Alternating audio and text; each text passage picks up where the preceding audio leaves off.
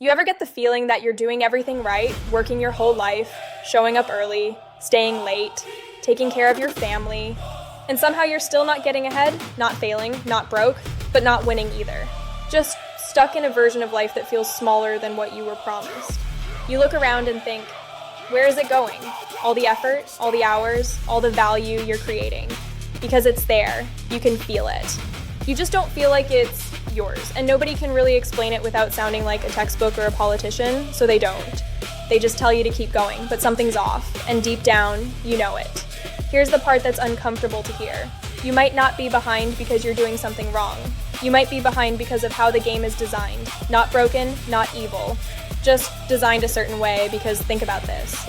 If you worked somewhere for 10 years, helped it grow, made it better, made it safer, made it more efficient, and then you leave, or they sell it, or they shut it down, what do you walk away with? Really? Paychecks, maybe a bonus if you're lucky, a retirement account if you were disciplined, but not the thing you actually helped build, not the value. That's the disconnect. That's the part nobody says out loud. I am Lady T, in for Citizen T, and we're going to talk about something simple, but once you see it, you can't unsee it.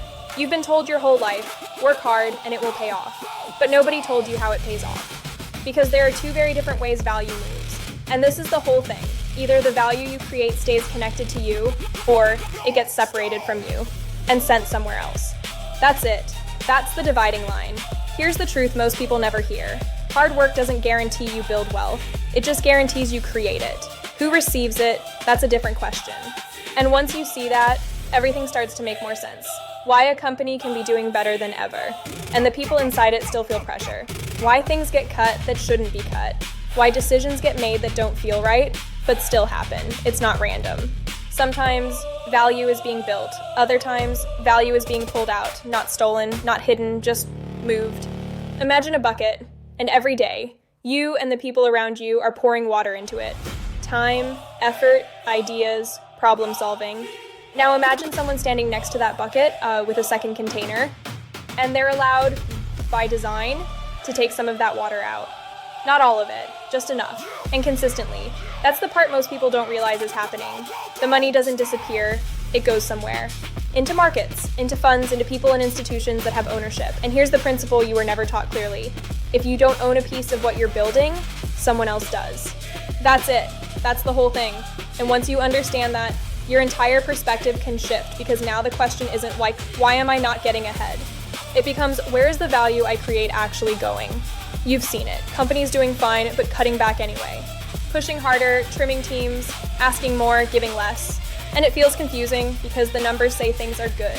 If your only connection is your paycheck, you're always one step removed from the outcome. And that's where the frustration comes from. Not laziness, not failure. Disconnection. There's a different way to look at all of this, a simple one. And once you see it, things get a lot clearer.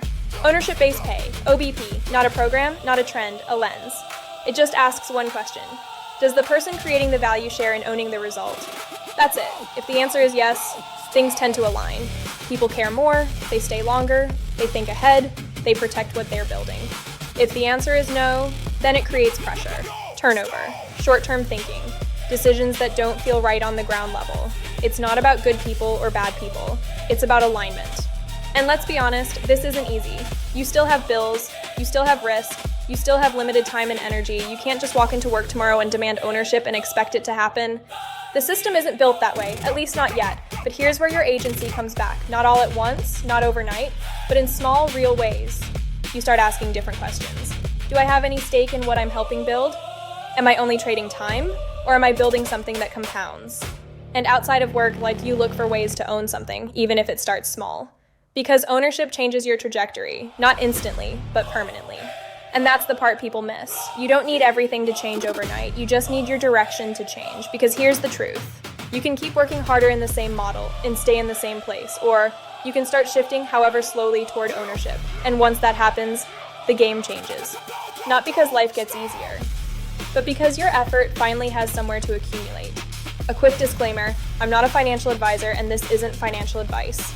Use this as perspective, not instruction, and always do your own research. You don't fall behind because you're not working hard enough. You fall behind when what you build doesn't belong to you. Like and subscribe. We are Citizen T, Forge the Future. OBP is the way.